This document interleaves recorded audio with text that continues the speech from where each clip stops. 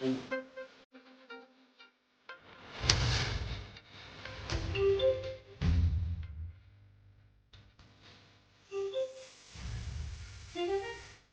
बावहाय जायाथ' माने जोंबो उन्दुगासिनो दंमोन जोंथ' जेबो मिथिया माने बिसोर सावनो थांनाया मथा मथि 1:40 जाबायमोन खोमा। ओमफ्राय बे जानायावहाय माने अराथ' ब्लाव ब्लाव जोंबाय। ओमफ्राय जोङो खेल मोनबाय मानो एथ' गरम जाखो जों बेबायदि सानबाय बेबायदि गरम जाफेरामोन खुनु दिनबो। ओमफ्राय जों सिखारना नायबा अरा ब्लाव ब्लाव जोंनानै दङ। जों हाखु दाखु सिखारबाय, सिखारनानै ओरै बाहेराजों नायलाबायबाय मानसि रावबो गैला। बिनिफ्राय जों बिनिफ्राय पाइपखौ लाना थांनानै हाखु दाखु मेचिन सालायनायखौ जों बन्द' खालामनानैहाय जोङो आरो दसे ओरै गिदिंलाबायनानै जों डाइरेक्ट मानसि रावबो गैला होननानै गिनानै जों बै पेट्रल पाम्पआवहाय खारना थांनानैहाय जिरायनानै जों मानसिफोरनो सारमोननो फन हरलाजोब्बाय। ओमफ्राय नोंसोर बावनो थाथ', जों थांगासिनो दं, सिन्था खालामनाङा। ओमफ्राय पुलिस फैबाय दसे उनाव 3:40 बेफोरबायदि जाबायमोन। ओमफ्राय पुलिस फैनानै नायना थांबाय।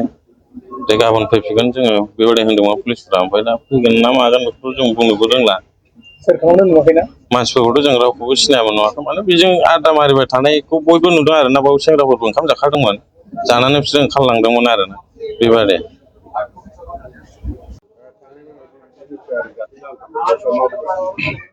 नैबे जाहैबाय जोंनि सराइबिल ब्लक UPPL नि मावख'।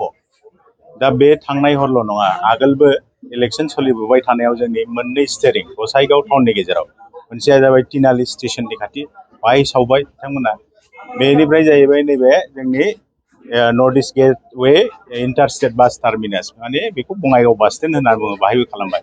दा मा गोसोखांबावखो बिथांमोनहा, हयथ' नैबे इलेक्सन जोबखानायनिसो बेजों ना भट बारायगोन ना सोरबा गिगोन ना मागोन, बे माने आतंकित खालामनाय, माने पाब्लिकखौ, रायजोखौ।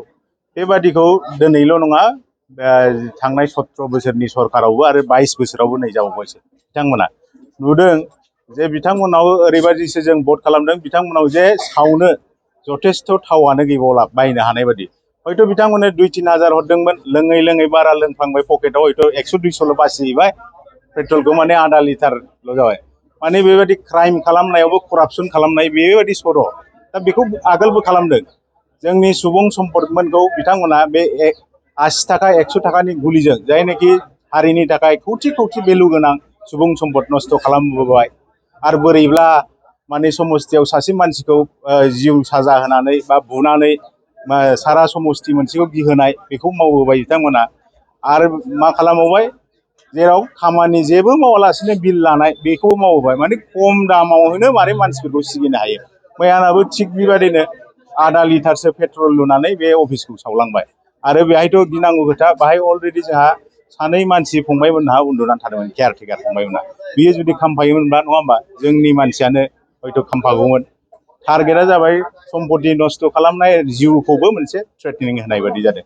बियो जोबोद लाजिनांथाव, आरो आं बेखौ गोख्रों रावजों सोंखारियो। आरो पुलिस बिफानखौबो जाहाथे बेहाय 24 घन्टानि गेजेराव स्ट्रिक्ट एक्सन लानानै जायनाखि बेहाय इनभल्भ, बेखौ आयेन बादि साजा होयो। आरो जोंनाव एथ' मोजां इलेक्सन जालांबाय, जोबलांबाय, बाहायबो बेबायदि खालामनो हाया, लाजिथावथाव। भटआव हयथ' देरहागोन, सोरबा जेनगोन, नङा होमबा, बे थाखायो। बेफोरखौ लानानै समाजाव जे गुबुंले, गावबा गाव मोनसे डमिनेटिं दाबो बिदिखौ गाराब्ला माब्ला थिग जागोन समाजालाय? बे थिग जायाखै।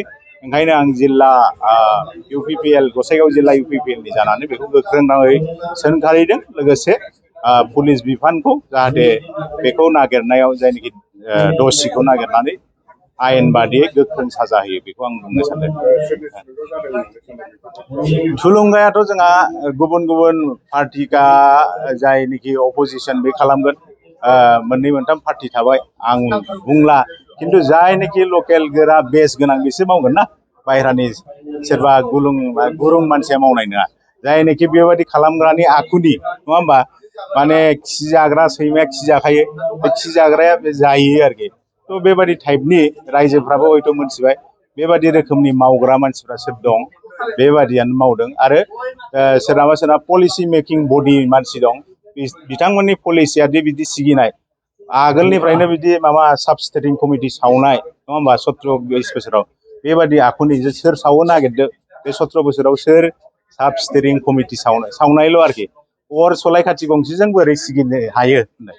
माने खम दामाव माने बुरजा खामानि मावनाय बे आरो आयेननि राहा लानायखायनो जोङो गसाइगाव पुलिस थानानि सिङाव थानाय असि बिथांनो FIR होबाय SDPO बिथाङा जोंहा इनभेस्टिगेट खालामगासिनो दं बेखौ थाबैनो आयेनगत साजा लानानै नांगोन मानो होनबा 9थासोआवनो बिथांमोना जमा जमि बिदि नुदोंमोन आरोखि बेरेखा दोलोनि आरो बेरेखा दोलोनि जायनाखि गारि लानानै गिदिंबाय थादों जोंनिनो लकेल दोलो रिजनेल दोलोनि बिथांमोना दङ बेहाय सन्देहआ बांसिन जादों 9थानिफ्राय 10ता बाहाय ना हटेल दङ ना माबा दङ माने अबजार्भ खालामबाय थादों मानसिया माब्ला एरायो बा माबायो बेखौ नायबाय थादों